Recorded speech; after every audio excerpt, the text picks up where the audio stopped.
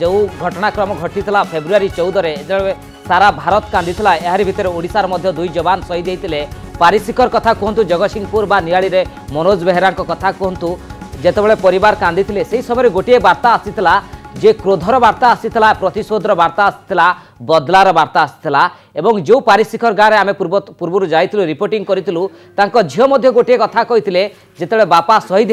होती देशपाई और देशपाई गर्व आनी किंतु प्रकृत में ए आतंकवादी को निपात करार आवश्यकता रही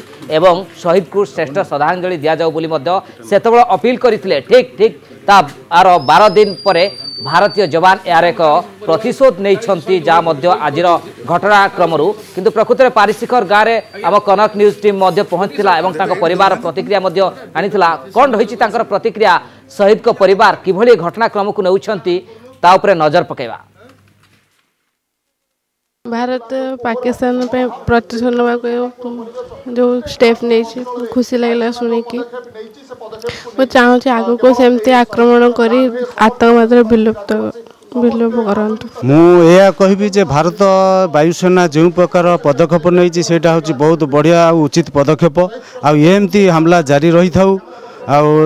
तांकर आतंकवाद संपूर्ण भाव मूलपोछ हो ताहले आम शहीद मानकर आत्मा शांति हम शुणिक बहुत खुशी लगी आम भारत पाकिस्तान आक्रमण कर मो स्वामी प्राण बलि जमी व्यर्थ न जाऊ सेमती भारत इंडिया पाकिस्तान महाबोधि विलोप करने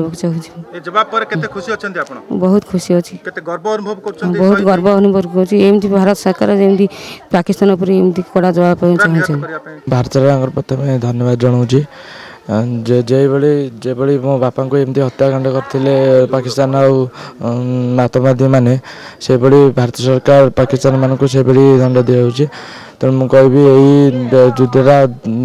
भारत सरकार जारी रखू जे पर्यंत पाकिस्तान मैप उठी जाए।